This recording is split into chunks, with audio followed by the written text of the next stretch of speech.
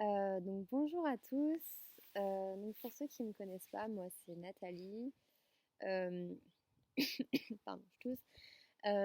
J'ai participé mardi à la vidéoconférence, au visio, à l'appel en visio de mardi après-midi.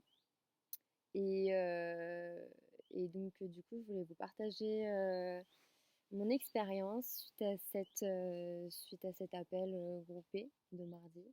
Donc l'expérience que j'ai vécu entre guillemets mardi soir.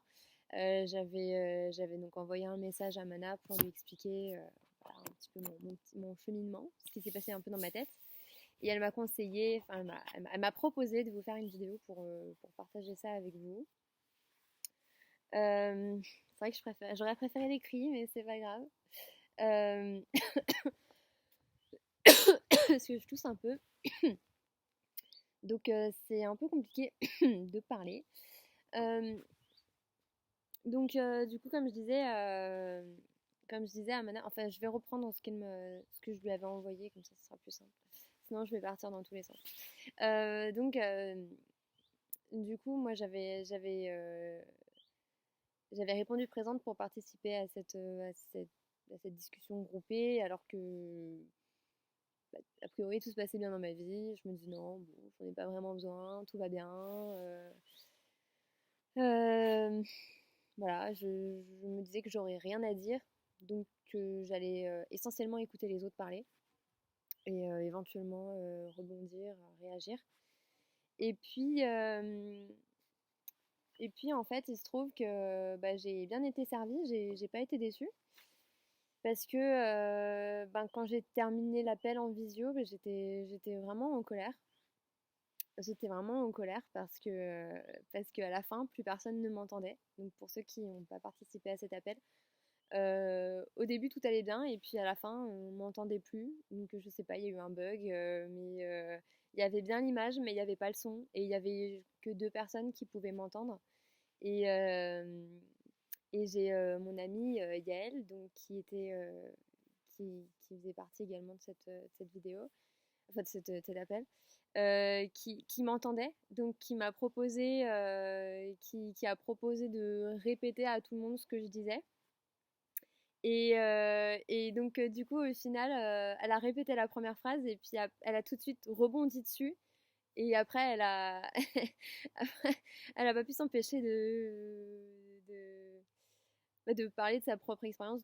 Et du coup, moi, comme personne ne m'entendait, bah, je pouvais pas lui couper la parole. Enfin, j'ai juste dit non, mais par contre, j'ai pas dit ça. Et elle a dit oui, oui, mais du coup, je rebondis dessus, je termine. Et moi, j'étais là, bon, bah ok, parce que de toute façon, moi, j'aime pas m'imposer, donc enfin, j'ai toujours peur de m'imposer ou de me révolter, entre guillemets. Donc, du coup, bah, j'étais là, bon, bah ok, bon, bah, du coup, je dis rien. Et puis après, bah, tout le monde a rebondi sur ce qu'elle disait elle, et moi, j'étais là, bon, bah en fait, je passe à la trappe, quoi.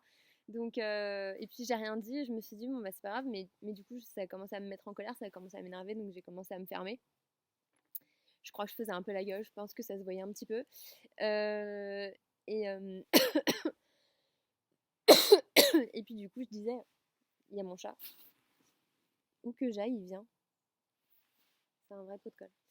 Euh, et donc du coup, je me disais, bah, de toute façon, ça sert à rien que, que je bronche, enfin, que je dise, eh oh, et moi, j'étais en train de parler, parce que de toute façon, personne ne m'entendait. Du coup, grosse frustration. Et puis, euh, et puis voilà, donc du coup j'étais en colère parce que ce moment où je voulais prendre la parole, où j'avais besoin de prendre la parole, c'était un moment où j'avais envie de parler de quelque chose qui me tenait à cœur. Au moment où on a commencé à parler du coronavirus, moi à la base j'avais pas envie qu'on en parle et puis finalement on en a parlé et puis j'ai voulu en parler et c'était au moment où on ne m'entendait plus et au final bah, j'ai pas pu m'exprimer là-dessus. Donc j'étais très frustrée, très en colère. Et donc quand on a terminé pardon, quand on a terminé l'appel en visio, bah, j'ai commencé à avoir les larmes qui ont commencé à monter et je me suis dit putain, il faut que ça sorte. Donc j'ai pris une feuille et j'ai commencé à gratter, à écrire plein de trucs. Donc du coup, je vais vous lire tout ce que j'ai écrit à partir de maintenant. L'introduction était très longue, ça fait déjà 5 minutes, je vois. Mais donc voilà, là c'est tout ce que j'ai balancé, en fait, tout ce que j'ai ressenti et tout le cheminement qu'il y a eu derrière à partir du moment où on a coupé cet appel et à partir de ce moment où j'ai ressenti beaucoup de colère parce qu'on ne m'entendait pas en fait, parce que j'avais envie de parler et qu'on ne m'entendait pas et que j'ai pas pu prendre la parole. Donc, donc voilà ce que j'ai écrit. Donc j'ai écrit je ne suis pas entendue, je me fais prendre ma place, je ne prends pas assez de place et j'ai pas envie d'en prendre. Je ne veux pas être vue, je ne veux pas être entendue et je ne veux pas être au centre de l'attention. Les autres ne pensent pas à moi, on m'oublie et on ne s'intéresse pas à moi. Je ne veux pas être dans la lumière, je ne veux pas m'imposer et prendre ma place. Je ne veux pas être sur le devant de la scène et qu'on m'écoute attentivement. Je ne suis pas solaire, je ne veux pas attirer l'attention. Je ne peux pas compter sur les autres et les autres ne peuvent pas me représenter et parler pour moi aussi bien que je le ferais. J'avais envie de parler, de crier, de m'exprimer, mais je ne pouvais pas alors je me suis fermée. Et ce que j'ai ressenti, c'était surtout de la colère. Et parallèlement à ça, j'ai ressenti de l'oubli, de l'abandon et du rejet. Je me suis sentie mise de côté. Comme si j'étais pas importante, comme si j'étais pas intéressante, insignifiante. J'avais, j'avais beaucoup de colère en moi. Et tu peux te pousser, s'il te plaît? Même mon chat. Allez, dégage. J'avais beaucoup de colère. Ça va bien se passer. Mon téléphone s'est éteint. Oui, moi aussi, je t'aime. Donc j'avais beaucoup de colère en moi, j'avais littéralement envie de taper du pied, du poing, j'avais vraiment envie de taper partout et, euh, et j'avais envie de crier je veux qu'on m'écoute. Vraiment, ça criait à l'intérieur de moi. Je ne pouvais pas crier à l'intérieur de moi parce que je ne suis pas toute seule dans la maison, mais à l'intérieur de moi, ça criait. Tu t'es fait mordre. Ça criait je veux qu'on m'écoute. J'en avais vraiment marre. J'ai vraiment ressenti un ras-le-bol, une colère. Parce que jusque-là, je tolérais. C'est marrant parce que du coup, on avait abordé la différence entre accepter et tolérer. Et, euh, et là, bah, du coup, je me rends compte que je tolérais qu'on ne m'écoute pas.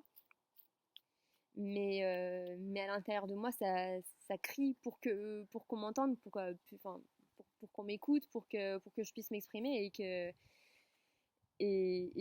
voilà, et qu'on,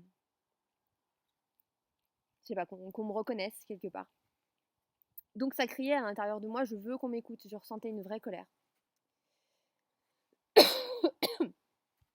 Donc j'ai continué, j'ai écrit je suis en colère.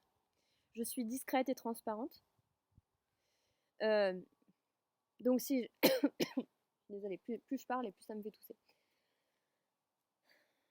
Donc si je suis discrète et transparente, ça veut dire que je ne suis pas exubérante, je ne suis pas bruyante, je ne suis pas remarquable, je ne suis pas extravertie, je ne suis pas éclatante, je ne suis pas apparente, je ne suis pas solaire, je ne suis pas brillante, je ne suis pas clinquante, je ne suis pas retentissante et je ne suis pas suivie.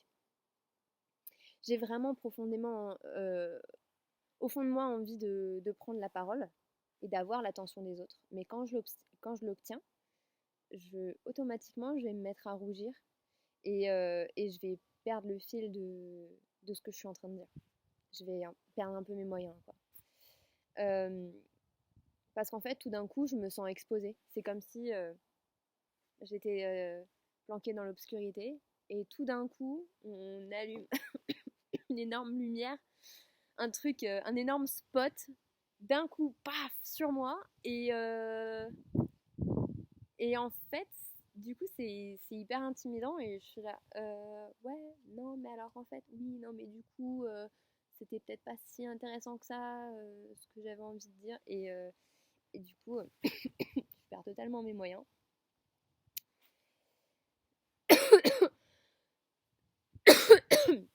Et du coup, je pense pas mériter cette attention.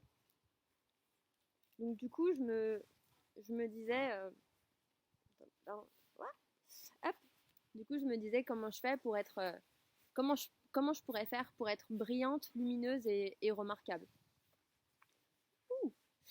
Euh, donc en fait, après j'ai écrit quand on s'expose à la lumière, donc quand on se fait remarquer, quand on est visible de tous,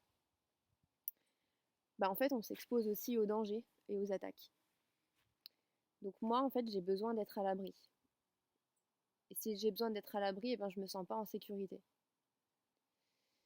Je me sens pas capable de me défendre, de prendre ma défense. Je ne me sens pas capable de me battre pour ma vie. Donc c'est que je suis vulnérable et faible. C'est que si je suis en situation de danger, en fait, je vais abandonner, je vais baisser les bras, je vais me, je vais me laisser tomber, je vais m'oublier.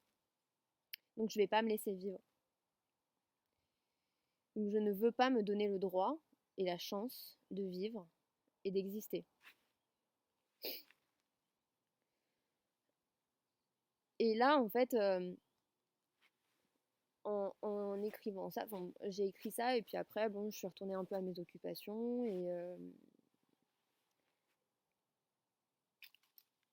et puis j'ai ressenti à nouveau de la colère et je me suis mise à y repenser, à ça, le fait de s'exposer, le fait de... Quand on s'expose, voilà, quand on est à la lumière, on s'expose au danger, on n'est pas à l'abri. Et en fait, là, je me suis dit, s'exposer, en fait, c'est être un héros. Et là, quand je me suis dit ça m'a tapé la gueule, mais ça m'a fracassé la gueule, en fait. Euh, je me suis effondrée en pensant ça. Donc, s'exposer, c'est être un héros. Et du coup, être un héros, ça veut dire aussi, forcément, se mettre en danger et risquer sa vie pour les autres. Et moi, je suis pas un héros. J'ai pas envie d'être un héros ou une héroïne parce que j'ai pas envie de me mettre en danger et j'ai pas envie de prendre des risques pour les autres. J'ai pas envie de m'exposer. Je veux rester planquée parce que j'ai envie de survivre. Mais j'ai pas non plus envie, mais alors pas du tout envie que mes proches soient des héros. Parce que j'ai peur de les perdre à force de trop s'exposer pour les autres. Je veux pas être un héros, moi. Je veux pas être audacieuse. Je veux pas être altruiste. Mais je veux pas non plus que mes proches soient altruistes. Et je veux pas qu'ils prennent des risques pour sauver les autres. Ces autres, pour moi, c'est tous les gens qui ont pris des risques par imprudence. Ce sont des inconnus. Et du coup, ben, je me suis dit qu'ils se sauvent eux-mêmes, en fait, ces autres, ces inconnus. Moi, je m'en fous d'eux. Moi, j'en ai rien à foutre de ces gens. Et j'ai pas envie que mes proches, que ma famille aillent les sauver, en fait, prennent des risques pour des gens qu'on connaît pas. J'ai pas envie. Donc, ces gens-là, ces inconnus, qui ont besoin d'être sauvés, eh ben, qu'ils se sauvent eux-mêmes. C'est ce que j'ai pensé. Si c'est la guerre, alors c'est chacun pour sa peau. Et là, après, j'ai rebondi au sujet du coronavirus. Et donc, en fait, les vrais héros du quotidien, là, en fait, ils n'ont pas le choix. Parce que c'est leur devoir d'aller travailler, de sortir de chez eux et d'aller prendre soin des autres. Et je peux vous garantir qu'eux, ils ont peur. Ils y vont, mais ils ont peur. Mais qu'est-ce que tu grattes? Ils y vont, mais ils ont peur. Et ils aimeraient bien rester planqués eux aussi pour échapper à ce virus. Parce qu'ils aimeraient bien avoir une chance de vivre. Ils aimeraient bien avoir une chance d'affronter cette pandémie, cette catastrophe sanitaire, on peut dire. Mais eux, ils n'ont pas le choix, en fait. Ils doivent y aller. Ils n'ont pas le choix. Et peut-être qu'ils préféreraient tourner en rond dans leurs appartes, s'ennuyer et se plaindre de ne pas pouvoir sortir dehors et de ne pas pouvoir profiter du beau temps. Peut-être qu'ils aimeraient bien se faire chier dans leur appart. et voilà, regarder tout Netflix et se dire ah, j'ai regardé tout Netflix. Peut-être qu'ils aimeraient bien eux, mais ils peuvent pas parce qu'ils n'ont pas le choix. Et moi, je suis en colère contre ça. Actuellement, je suis vraiment en colère contre ça. Je suis en colère contre tous les gens qui sont en confinement et qui ne prennent pas ça au sérieux et qui le prennent à la légère alors que bah, ils y connaissent rien en fait, parce qu'ils sont pas sur le terrain, ils sont pas confrontés à ça. Ils regardent les infos, ils regardent BFM TV, les infos, tout ça, tous les médias en fait, ils nous disent tout ce qu'ils veulent, pardon. Mais il y a que ceux qui sont confrontés à la réalité qui se rendent compte vraiment de ce qui se passe. Donc ces gens-là, ils prennent les choses à la légère parce qu'ils y connaissent rien, mais c'est pas de leur faute. Mais ils y sont pas confrontés. Et après, ils se plaignent d'être enfermés. Ouais, non, je suis enfermé, franchement. Tu vois, je sais pas, je m'en fous. Non, je suis pas inquiet.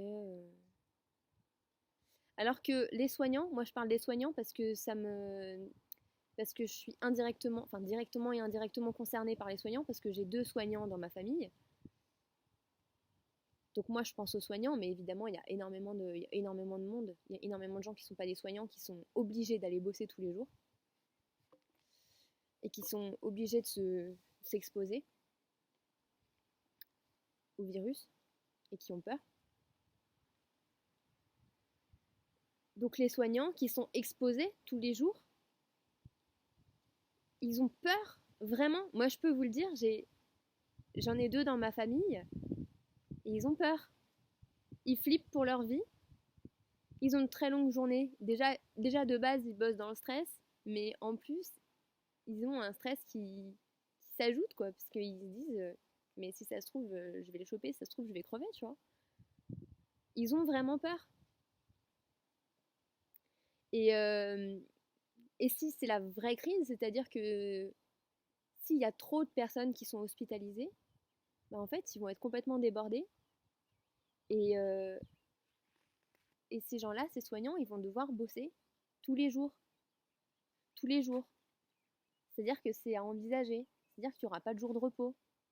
C'est-à-dire que nous, on se plaint parce qu'on est enfermés. Hein, on a trop de temps libre. Mais eux, du coup, ils n'auront pas de jour de repos. Et arrête. Donc ils sont obligés d'aller bosser.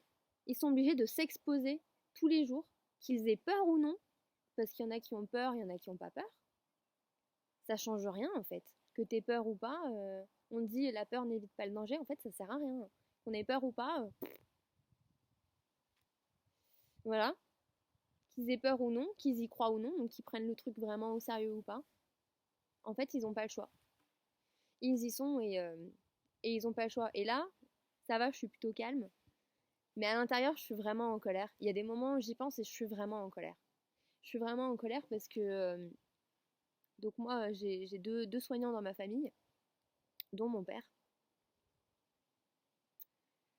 Moi j'ai 30 ans, mon père il en a 65. Donc mon père en fait potentiellement bon, même s'il y a une gamine de 16 ans qui vient de mourir, on vient de l'entendre, potentiellement il est plus à risque quoi, plus à risque que moi. Donc moi j'ai une suspicion de coronavirus là depuis 12 jours. Donc ça fait 12 jours que je suis enfermée, que je suis dans la maison de mes parents parce que quand je suis arrivée, on n'était pas encore en mode confinement. J'y suis allée en me disant bah je vais y passer 3 jours. Il y a ma soeur qui vient d'accoucher, elle a ramené son bébé et sa famille ici, donc voilà, je vais passer quelques jours en famille et tout. Et le soir même, j'ai commencé à avoir des symptômes et j'ai voulu rentrer chez moi parce que j'ai eu peur pour ma famille et j'ai voulu rentrer dans mon appart toute seule parce que j'habite toute seule à Lyon et ils n'ont pas voulu. Ma famille n'a pas voulu me laisser repartir parce qu'ils m'ont dit bah non, parce que si t'arrive quelque chose, bah on pourra pas on pourra pas t'aider. Et donc j'ai dit tu me mords pas. Donc j'ai dit ok, je reste. Mais en fait depuis je suis complètement parano parce que j'ai super peur de contaminer ma famille. Ça fait 12 jours que bon là je suis dans le jardin, en fait j'ai le droit de sortir dans le jardin et de pas m'approcher, mais ça fait je crois que ça fait 12 jours, j'en sais rien. crois. Ça fait 12 jours que je suis confinée dans ma chambre, qu'il n'y a personne qui m'approche, qu'on me monte mes repas, que je me retiens de pisser pour aller aux chiottes le moins souvent possible, pour les exposer le moins possible. Je me lave les mains au savon dès que je sors de ma chambre, je porte un masque tout le temps. Quand je rentre dans une pièce, ma famille me regarde. Donc il y a mes 2 parents, il y a mon petit frère, il y a ma sœur aînée avec son mari et ses 2 enfants, dont un bébé de 3 semaines. Ils me regardent comme si j'étais une pestiférée. Je ne peux toucher à rien, je ne peux... Enfin, ils ont vraiment peur de moi et du coup, moi, j'ai super peur aussi. J'ai peur de moi pour eux parce que je me dis, putain, mais si jamais c'est vraiment le coronavirus que j'ai et si jamais je leur refile, on sait pas comment ils peuvent réagir, ça peut très mal tourner, on sait pas. On sait pas comment ça peut se passer et moi, je deviens complètement parano parce que je me trimballe tout le temps avec mon spray désinfectant. Et à chaque fois que je touche un truc, je suis obligée de pulvériser un truc. Je pulvérise, je nettoie, je désinfecte les interrupteurs, les poignées de porte. Je vais plus dans la cuisine, je me sers pas, on me sert à manger. Donc c'est non seulement je suis un potentiel danger, mais alors en plus je peux même pas aider. En plus je peux même pas aider. Donc je vis super mal cette période de confinement et en plus quand mon père rentre du boulot, déjà il a été exposé toute la journée. Déjà, il a eu une grosse journée, parce qu'il part à 6h du matin. Je suis désolée, je fais ma grosse victime, je parle de ma vie. Mais bon, parle. Il part à 6h du mat, il rentre à 20h. Ça commence à faire des grosses journées. Il a été exposé toute la journée. Bon, il a été dépisté la semaine dernière, il a rien. Mais le truc, c'est que quand il rentre, moi déjà, j'ose pas l'approcher. Et surtout, là aujourd'hui, ça va, il a rien. Mais on sait pas combien de temps ça va durer ce truc. On sait pas combien de temps ça va durer. Donc, on sait pas combien de temps on sait pas combien de temps on va être comme ça, à pas trop savoir, enfin, à pas trop oser bouger, à se dire, putain, mais en fait, j'ai le droit de faire quoi? Est-ce que j'ai le droit de m'en approcher? Est-ce que non? Parce que moi, là, normalement, je suis à la fin des symptômes. Donc bientôt, je serai plus contagieuse. Mais je sais pas si je suis capable de rechoper le truc ou pas.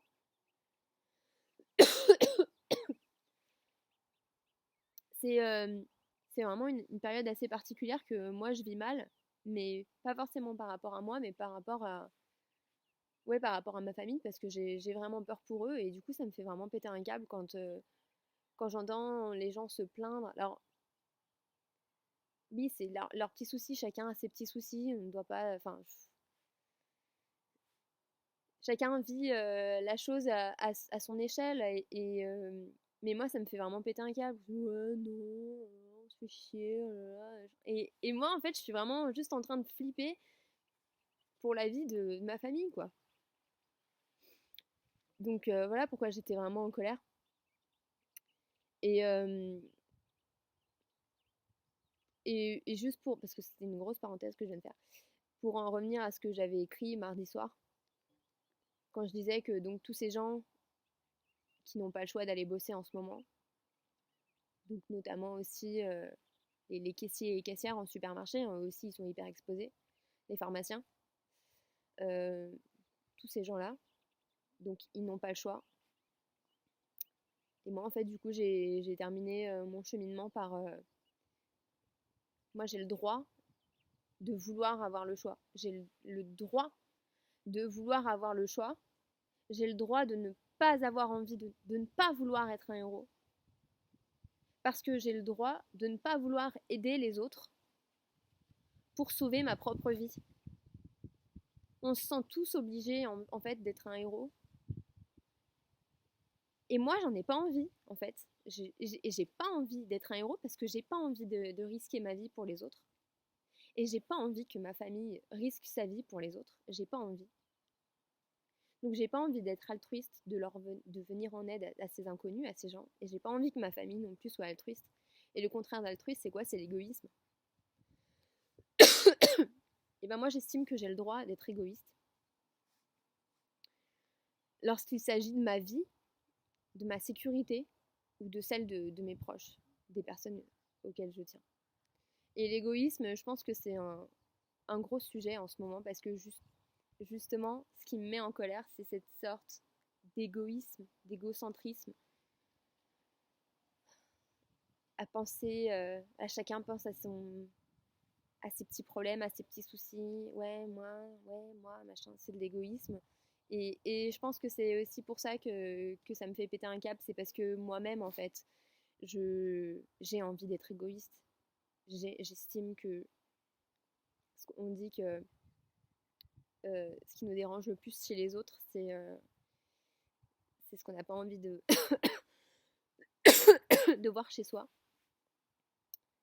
Et moi, ça me fait péter un câble, les gens avec leurs petits égoïsmes. Et en fait, à la fin de mon cheminement, je me suis juste rendu compte que moi, j'avais envie d'être égoïste aussi, à mon échelle. J'ai envie d'être égoïste, et si j'ai pas envie d'aider les autres, si j'ai pas envie d'être altruiste pour sauver ma peau, eh ben, j'ai le droit.